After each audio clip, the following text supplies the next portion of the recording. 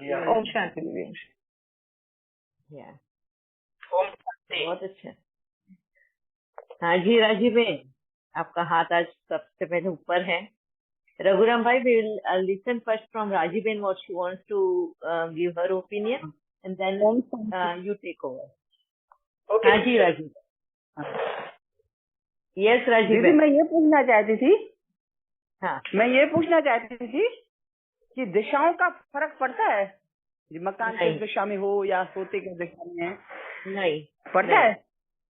नहीं नहीं, क्योंकि हम लोग का मकान है ना वो दक्षिण दिशा की तरफ है, तो मतलब वो पंडित कह रहा था जब मुहूर्त हुआ था 30 साल हो गए, तो वो कह रहा था जिनके ग्रह तेज होते हैं ना तो उनको कुछ फर्क नहीं पड़ता। हम सब भी उसमें जाए हुए हैं, पैदा हुए हैं, मेरे बेटे, मैं, मेरे हस्बैंड, वो जो पावे हाँ, ना मूल्य। नहीं, दिशाओं का कोई भी फर्क नहीं पड़ता, कोई भी इसके लिए नहीं पड़ता।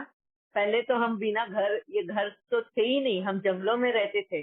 उस वक्त हमारे पास कौन सी दिशा थी? हाँ, जब पेड़ के ऊपर कबूतर या मतलब पंछी घर बनाते हैं, वो कौन सी दिशा में रख के घर बनाते हैं अपना? जो जानवर जमीन में गड्ढे बनाते हैं, वो कौन सी दिशा में गड्ढे बनाते हैं? सब लोग जीते हैं ना, और वो भी अच्छे से जीते हैं। तो हम इंसानों को क्यों फर्क पड़ जाता है दिशाओं का? किसी का पूरब होता है तो किसी का दक्षिण हो जाता है, वही तो किसी का उत्तर हो जाता है। हाँ, सबकी मान्यता है, ये अंधविश्वास है। हर एक धर्म में अलग अलग दिशाओं की मान्यता है ना। इसके लिए ये सारा अपना सिर्फ मनगढ़ंत है, अपना अंधविश्वास है, इसमें कुछ भी सच्चाई नहीं है। ठीक है। और सोने में जैसे कहते हैं, सोने में उत्तर मुख दक्षिण तो फिर नहीं, कुछ भी नहीं, ऐसा कुछ भी नहीं है। अच्छा, थैंक यू दीदी, बहुत अच्छा लगा। ओम शांति। या रघुराम भाई। ओम शांति। ओम शांति राधा। या तो मैं सोच रहा था कि सुनने वाले तो बोर तो नहीं होंगे, क्योंकि इस ग्रुप में सभी समझते हैं कि ड्रामा रिपीट होगा, मगर हूबहू रिपीट नहीं होगा। हम ड्रामा नहीं, हूबहू रिपीट होगा। ओके। ये तो सभी लोग बिलीव करते हैं, ड्रामा हूबहू रिपीट होगा। जैसे यहाँ अभी बाबा बोलते हैं कि मक्खी जैसी उड़ी है, अगले कल्प में भी वैसे ही मक्खी उड़ेगी। Very good. तो ऐसा ही है, जैसे आप बात कर रहे हो मेरे साथ, अगले कल्प में भी रघुराम भाई शरीर जो है प्रतिमा बेन वाले शरीर के साथ ऐसा ही बात करेगा। मगर सिर्फ फर्क ये है कि आज जो रघुराम भाई में जो आत्मा बात कर रही है जी, रघुराम के भाई के शरीर में जो आत्मा बैठ के जो बात कर रही है, ये जरूरी नहीं है कि अगले कल्प में आप सेम आत्मा रघुराम का ही रोल प्ले करोगे। हो सकता है रघुराम का रोल प्ले करने वाला कोई और आत्मा होगी। That everyone will. Okay. In our group. Okay. Yeah I will be needing some uninterrupted time, so these comments can be made later so that I don't digress. We don't go off the track. Okay. Yeah. तो हाँ, पिछले session के अंत में आपने कहा participation बहुत अच्छा है, हमने भी देखा है और उनको बधाई दी आपने, and you thanked Raghuram also for raising this topic. उतना ही नहीं, किसी ने कमेंट भी डाला था कि इस डिस्कशन से ज्ञान क्लियर होता जा रहा है और ज्यादा क्लियर होता जाएगा। अभी आपने कहा था परम धाम में सब एक समान होंगे और सतयुग में भी सब लक्ष्मी नारायण होंगे। तो मुरली में आता है परम धाम में। Brother, I just correct your sentence. सतयुग में सब आत्माएं लक्ष्मी नारायण होंगे नहीं, जो नीचे उतरेंगी परम धाम से। हाँ, बाबा ने ये कहा कि सतयुग में भी परम धाम से जो आत्माएं उतरेंगी वो सतयुगी जीवन जिएंगे। क्यों? क्योंकि वो नीचे जब उतरेंगी सब समान होंगे, है ना। उनमें क्षय कपट कोई विकार भाव नहीं होंगे, और विकारी भाव ना होने की वजह से सबका स्वभाव संस्कार सेम होगा, निस्वार्थ भाव, जियो और जीने दो ना, that way it will be. जी, तो इसको हम ऐसा समझ सकते हैं, हमारा जो एक गीत है ना, भारत फिर भरपूर बनेगा, उसमें एक दो लाइन ऐसे आती हैं, हर बालक कृष्ण कन्हैया सा, हर बाला राधा सी होगी, मतलब दिखने में शायद सब एक टाइप में दिखेंगे, लेकिन उनके स्वभाव संस्कार जो है अलग अलग होंगे। तो जो लक्ष्मी नारायण जो रूलिंग करते हैं वो अलग होंगे। प्रजा में भी कुछ लोग सब दिखने में एक टाइप होंगे, देवताएं हैं ना सभी, तो मगर उनका रोल्स रिस्पॉन्सिबिलिटीज ये सब अलग अलग होंगे। बाबा कहते हैं राजा होंगे, प्रजा होंगे, सरकार प्रजा होंगे, दास दासिया होंगे, दास दासियों का भी दासिया होंगे, दास दासी होंगे, चंडाल भी होंगे, अलग अलग टाइप के होते हैं, लेकिन दिखने में एक दूसरे। अभी इस दुनिया में भी ट्विंस है, twins they look alike but they are different, isn't it? तो इस तरह से मैं समझा हूँ। यदि कोई कहता है एक समान है, परमधाम में भी बाबा कहते हैं अलग अलग धर्म के जो आत्माएं हैं वो उनका अलग सेक्शन है, मुरली में आता है ना। नहीं। तो लिसन, दिखने में तो एक ही टाइप। हाँ brother, why I told no, because Paramdham में कोई सेक्शन वगैरह कुछ भी नहीं है। ये मुरली में आता है, नहीं आता है मुरली में। मुरली में आया हुआ है, मुरली में आया है कि Suryavanshi. Someone else can comment on this later. Let me put across my feelings and all these things, whatever I want to say. Please give me 2-3 minutes uninterrupted time. Okay? Yeah, brother, but if I don't correct you now on the point, you can correct. I am not. That point will be missed out. कोई note कर सकते हैं वैसा, उसके लिए बाकी है करके, otherwise we will be going off. क्योंकि उनको नहीं पता रहेगा कि कहाँ पे पॉइंट आउट करना है। Okay fine, you tell me, I not interrupt. Okay, तो नेक्स्ट जो है प्रश्न था, यदि ड्रामा हूबहू रिपीट होता है तो हम पुरुषार्थ क्यों करेंगे? एक क्वेश्चन था। इसके लिए I want to give 2 examples. First तो एक ब्रह्मा बाबा का ही है। ब्रह्मा बाबा को शिव बाबा ने कहा है साक्षात्कार करा के विष्णु का तत्वम, मतलब आप ही विष्णु या नारायण बनेंगे। तो ये this was foregone conclusion beginning में ही, जैसे ये स्टार्टिंग में इनको ये साक्षात्कार हुआ, बाबा ने कहा है आप नारायण बनेंगे। तो क्या वो चुप बैठे पुरुषार्थ किए बिना? इन्होंने सबसे ज्यादा पुरुषार्थ किया है, ये मालूम होते हुए भी कि वो नारायण बनेंगे। तो ये समझना ठीक नहीं होगा कि यदि ड्रामा हो रिपीट होता है हम वही बनेंगे जो पहले थे, तो इससे पुरुषार्थ कम नहीं होगा। पुरुषार्थ जैसे ब्रह्मा बाबा ने किया है वो ज्यादा ही करेंगे। और दूसरी बात, हमारा लौकिक दुनिया में क्या होता है, समझिए स्कूल है, कॉलेज है, स्कूल कॉलेज में समझिए 50-60 स्टूडेंट्स है। अभी फर्स्ट समझिए एवरी क्वार्टर एग्जाम्स होते हैं। फर्स्ट क्वार्टर में एग्जाम हो गया, उसमें 2-3 बच्चे ना फर्स्ट 1, 2, 3 आ गए। नेक्स्ट क्वार्टर में और एक एग्जाम हो गया, उसमें भी वही बच्चे 1, 2, 3 आ गए। थर्ड में ऐसा हुआ। बाद में प्रिपरेटरी एग्जाम होता है फाइनल एग्जाम के पहले, तो उसमें भी वो बच्चे जो है वो फर्स्ट, सेकंड, थर्ड नंबर में आते हैं। तो तब तक तो ये फॉरगॉन कंक्लूजन रहता है कि ये बच्चे ही टॉप में आएंगे। ठीक है, इसका मतलब ये नहीं है कि वो बच्चे चुप बैठेंगे, मैं तो first quarter, second quarter, third quarter, fourth quarter preparatory exam है उसमें मैंने टॉप किया है, तो वो छोड़ देंगे पुरुषार्थ? नहीं, और जोर से पुरुषार्थ करेंगे। वो नंबर 1, 2, 3 जो भी है उनको मेंटेन करने के लिए और जोर से पुरुषार्थ करेंगे। ऐसा नहीं होता है कि हूबहू रिपीट होता है मैं यही बनूंगा इसलिए पुरुषार्थ नहीं करूंगा। ये मुझे लगता है गलत फहमी है। तो लोग उनका, और still they may be saying the same thing, I don't know, they can say. और पुरुषार्थ के आधार पर अगला कल्प में हमारा रोल होगा। लास्ट टाइम हम लोगों ने ये डिस्कस किया था। इस ग्रुप में मेजॉरिटी का ओपिनियन है कि ड्रामा रिपीट होगा मगर पिछले कल्प के मुकाबले हमारा रोल अलग होगा। ठीक है, हम रोल चेंज क्यों करना चाहते हैं? इस 83वां जन्म के तकलीफों के आधार पर हम कह रहे हैं और कोई कारण है, ये मैं अलग से जानना चाहूंगा। क्योंकि अभी जो 82nd बर्थ तक जो हुआ है वो किसी को भी याद नहीं है, कितना अच्छा रहा उनका रोल, कितना अच्छा नहीं रहा। अभी याद रहेगा इस जन्म का, मतलब 83rd जन्म है, उसी में बाबा का ज्ञान के आधार पर हम ब्राह्मण बनते हैं। इसको 84th जन्म, 84वां जन्म कहते हैं। क्या इस जन्म के आधार पर हम तंग आ करके हम अपना रोल चेंज करना चाहते हैं? एक प्रश्न मेरे मन में आता है।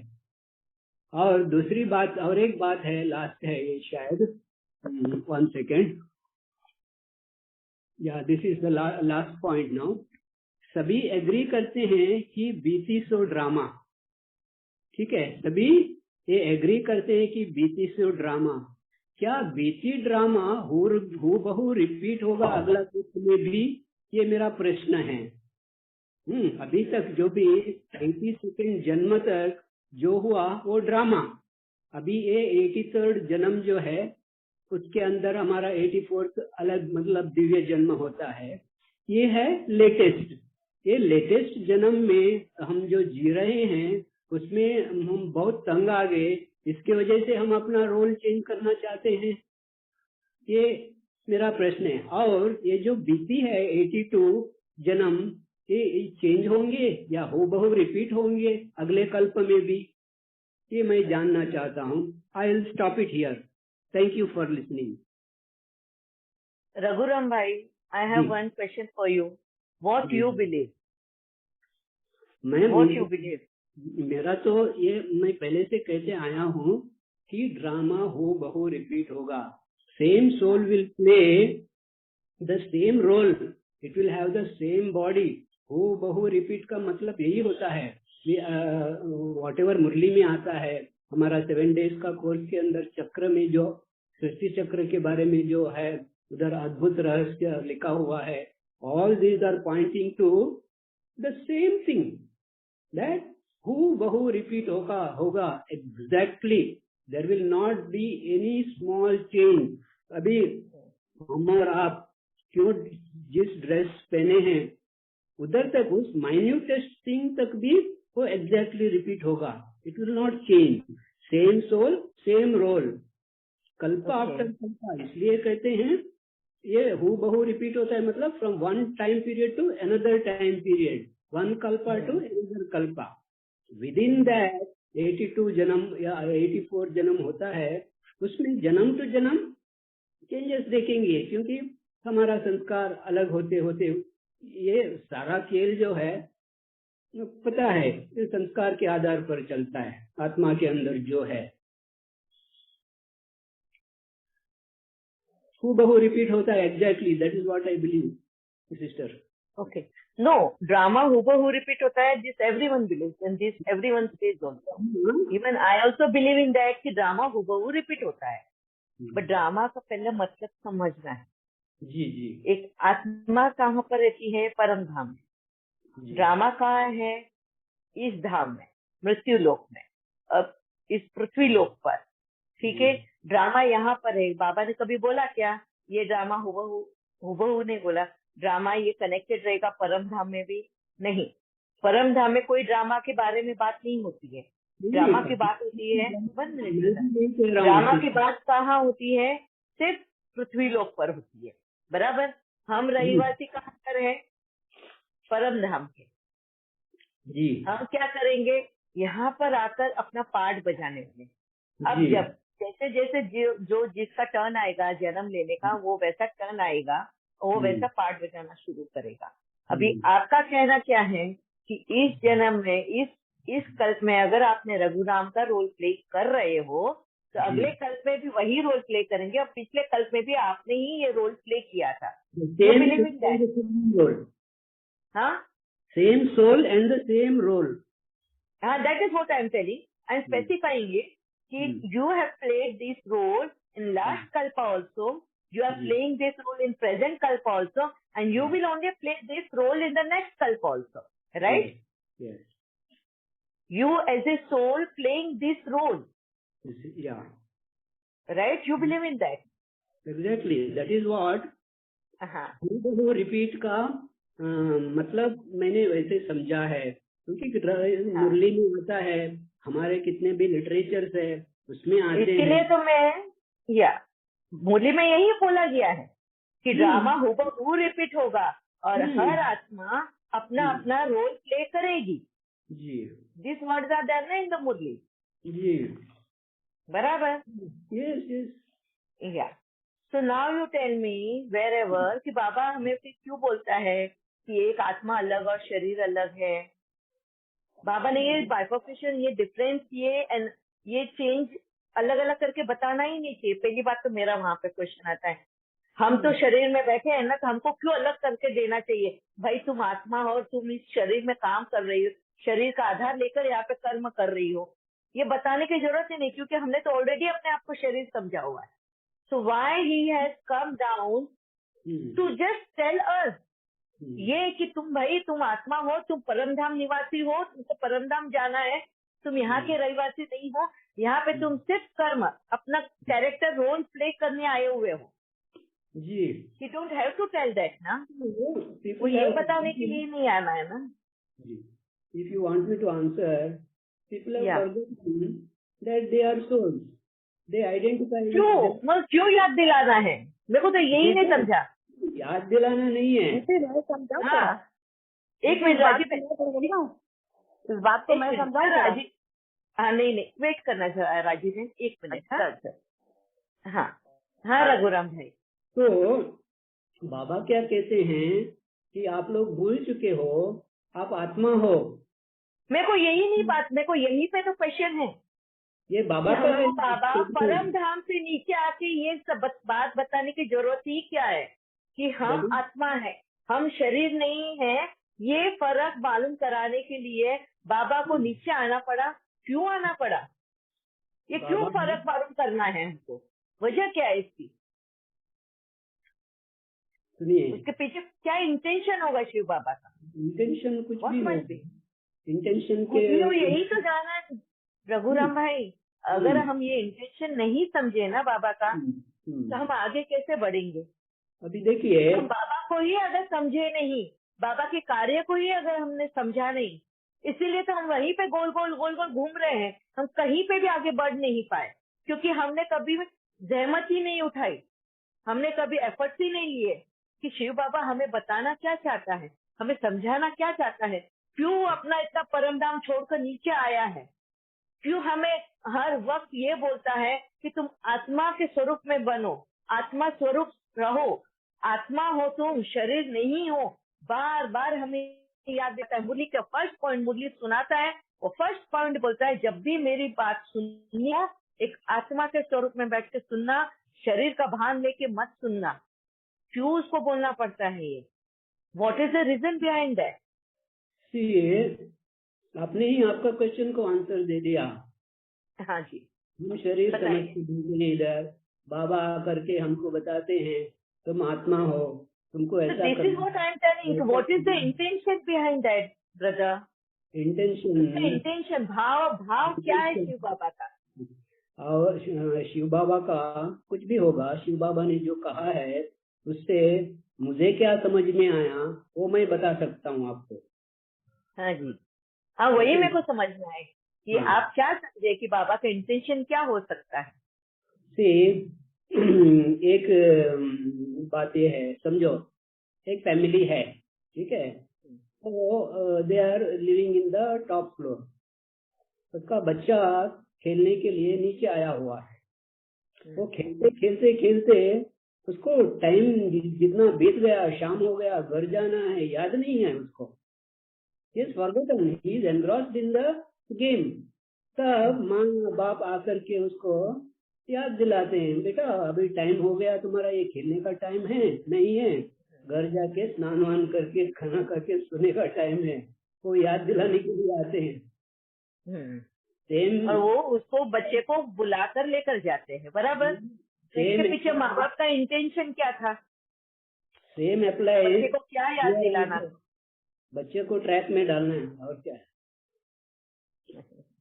माँ बाप का इंटेंशन क्या होगा उस बच्चे का? वो प्लेग्राउंड जो है, वो प्लेग्राउंड जो है वो उसका घर नहीं है। वो 24 आवर्स वहां पर रह नहीं सकता। 24 आवर्स के लिए नहीं है, उसकी रिस्पॉन्सिबिलिटी कहीं और है। मगर अगर उसको घर में आना है तो ये सारी रिस्पॉन्सिबिलिटी जो उसकी ग्राउंड की है वो वहीं पे छोड़कर खत्म करके घर पर भी आना है, और वो वक्त पे आना है।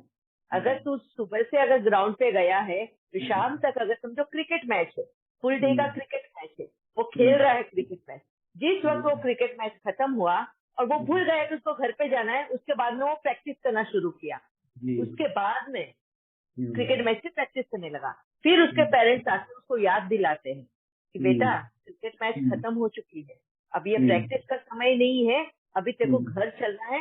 घर एक परम धाम है, मतलब घर है जहाँ तेरे को चलना है। ये तेरा जीवन नहीं है। यहाँ पे तू सिर्फ एक क्रिकेटर बनकर आया था, क्रिकेट खेलकर हो गया है, अब तेरे को फिर से घर चलना है। तो वो भूल गया। जब वो भूल गया कि उसको घर में भी जाना होता है, तब जाके उसके पेरेंट्स को आकर उसको बुलाना पड़ता है, बराबर, कि उसको अभी वो क्रिकेटर का चोला छोड़ना है। जो वो क्रिकेटर बन के ग्राउंड पे खेल रहा था वो चोला छोड़ना है, और अभी सिर्फ उसका बेटा बनकर घर पर जाना। That is what I said. That is the intention of the parent. That is what I said. ऐसा ही शिव बाबा का भी इंटेंशन क्या है, मैं ये पूछ रही हूँ आपको। अभी शिव बाबा परम धाम से, मतलब घर छोड़ के, अपना घर छोड़ के नीचे आए हैं, और बच्चों को ये बार बार बोल रहे हैं कि तुम एक आत्मा हो, तुम शरीर नहीं हो। तुमको तुम्हारा जो कैरेक्टर प्ले करने को दिया है वो इतना उलझा के रखा है, उसको सुलझाओ, उसको खत्म करो, एंड फिर परम धाम चलना है। तो उसके पीछे इंटेंशन क्या है? इंटेंशन बच्चे के भलाई का ही इंटेंशन होगा ना, और कोई नहीं होगा ना। और आपके साथ में आपका अनुभव क्या बोलता है? आपका क्या भला हुआ इसमें परमात्मा ने आपको आके बोला कि रघुराम भाई, आपको आपका हिसाब किताब खत्म करना है और आपको परम धाम चलना है। हाँ, ठीक है। तो आपने कौन सा हिसाब किताब सोचा? शरीर के साथ का हिसाब किताब, दुनिया के साथ का हिसाब किताब, और कौन सा किसका है? शरीर का दुनिया के साथ का हिसाब किताब, या एक आत्मा का दुनिया के साथ का हिसाब किताब? किसके साथ का हिसाब किताब? सब हिसाब किताब है। शरीर के साथ भी हिसाब किताब है, दुनिया के साथ भी हिसाब किताब है, सबके साथ है ना। जिन के पास, मतलब दोनों का, शरीर के साथ वाला हिसाब किताब अलग, आत्मा के साथ का हिसाब किताब अलग। तो ये सारी पढ़ाई बाबा हमें नीचे आके समझा रहा है, समझा ना? अपना, you are not getting my question brother. What I am trying to tell you is कि मेरे को किसी भी, अगर बाबा का इंटेंशन क्लियर हुआ हो तो मुझे बताना। Everyone is free to answer कि बाबा का इंटेंशन क्या है परम धाम छोड़कर यहाँ पृथ्वी लोक पर आकर हम आत्माओं को ये समझाने के लिए कि बच्चों, तुम ये शरीर नहीं हो, तुम एक आत्मा हो, तुम यहाँ पर एक गेस्ट कर आए हुए हो, तुम इसको ही अपना घर मत समझो, तुम्हारा घर तो परम धाम है। और परम धाम में भी कैसे लेकर जाएगा? जो तुमने गेस्ट बन के आए और यहाँ पे इतना जो बिगाड़ के रखा है ना चीजों को, उनको सही कर जैसा था वैसे उनको उनका घर देकर फिर ही मैं तुमको लेकर जाऊंगी। अब वो क्या है? ठीक है। अब राजीव या राजीव है। ओम शांति दीदी, ये सब क्लियर समझ में आ रहा है। जैसे भाई साहब पहले पूछ रहे थे ना ड्रामे के बारे में, तो जैसे कि रामानंद सागर ने रामायण बनाई थी, सीरियल देखते थे ना हम लोग रामानंद सागर का रामायण। तो अब अगर कोई वही सीरियल तो वही होगा, चलेगा, पर जो उसमें जो एक्टर है ना वो बदल जाए। वो तो कोई मर गया होगा, कोई कहाँ होगा। अब अगर कोई दूसरा बनाता है तो कहानी तो सेम टू सेम वही होगी, पर जो हीरो हीरोइन होंगे, जो कुछ भी होंगे, वो दूसरे होंगे। तो इसका मतलब कोई भी आत्मा कोई भी रोल कर सकती है, जिसके ऐसे में जो रोल आएगा बाबा जो देंगे। ये सही है ना बात? बिल्कुल, यस। वेरी नाइसली आपने ये ड्रामा के राज को समझा है। थैंक यू राजीव जी। या मनीषा बाबा रोल देंगे या हम उसके लिए लायक देंगे? हाँ जी, बाबा रोल देंगे या हम पहले उसके लिए लायक बनेंगे? जी जी this is not the question Raghuram भाई कि बाबा हमें देंगे या हम उसके लायक बनेंगे। हम उसके लायक बने इसके लिए तो बाबा हमारे साथ में उतना वो मेहनत कर रहा है ना कि हम वो रोल लेने लायक बन रहे हैं। बाबा आके हमें यही तो सारी बातें समझा रहा है। अभी क्यों समझा रहा है कि हम उस लायक बने तो वो रोल प्राप्त हो। मतलब आपका कहना है कि अगर हम उस लायक बन जाए कि हमको वो रोल मिले तो मतलब हम रोल चेंज करेंगे क्या? जो हम पहले अभी बाबा कहते हैं कोई भी संपूर्ण नहीं बना है, सब पुरुषार्थी है, पुरुषार्थ कर रहे हैं, हम लायक बन रहे हैं। हम किसके लिए लायक बन रहे हैं? अभी सबके लिए लक्ष्य दिया है। किसी को भी पता नहीं है कि कल परमधाम से उतर के कौन सा पार्ट प्ले करेगा, कौन सा रोल रहेगा, पता है? किसी को भी पता नहीं है। पता है ना। लिसन, बाबा ने हमको लक्ष्य दिया है, हर एक को एक ही लक्ष्य दिया है। क्या बनना है? बाबा ने एक एग्जाम्पल भी सेट कर दिया है रघुराम भाई। बता रहा हूँ, बाबा ने सबको एक ही लक्ष्य दिया है, हर एक के लिए, और इक्वल अपॉर्चुनिटी भी दिया है। क्या बनना है? लक्ष्मी नारायण बनना है। Everyone has to work towards that. वो फाइनल फिनिश्ड प्रोडक्ट कितना होगा उतना ये लेके जाएगा, न ज्यादा न कम। सिंपल।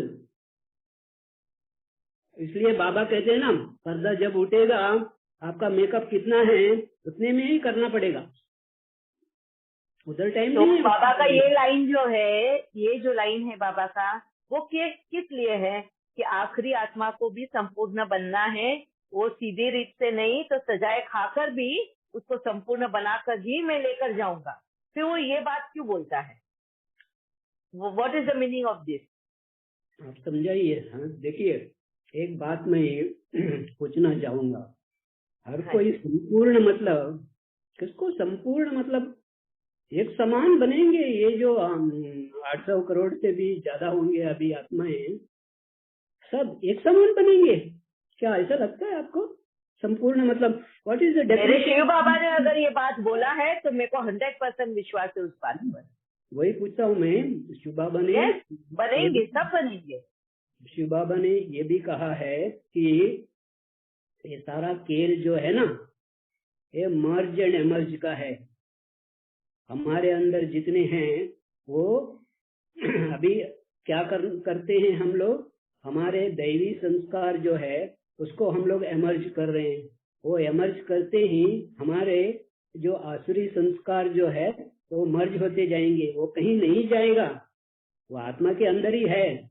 समय अनुसार वो कुछ एमर्ज होगा। अभी सचिव के आदि में दैवी संस्कार एमर्ज रहेगा, क्योंकि हम उसका पुरुषार्थ अभी कर रहे हैं। जितना जो दैवी संस्कार को जागृत किया है, एमर्ज किया है, उसके आधार पर वो उतर के वो रोल प्ले करेगा। ओके रघुराम भाई। यस मनीषा बहन। जी ओम शांति दीदी। मेरी आवाज आ रही है? यस जी दीदी, अभी जो ये डिस्कशन चल रहा है उसके बारे में मैं कुछ जो भी मुझे समझा है मैं शेयर करना चाहती हूँ। सबसे पहले रिक्वेस्ट मनीषा बहन, 1 मिनट। लास्ट टाइम पे भी आपने ये सारे पॉइंट्स एक इसमें लिख के रखे थे, आपको अगर याद होगा तो। यस। तो मैं अभी यही बताना चाहती हूँ कि सबसे पहले तो ये समझना होगा कि ड्रामा मतलब क्या है। तो वो ड्रामा का मीनिंग अगर क्लियर हो जाएगा तो काफी सारी चीजें क्लियर हो जाएगी।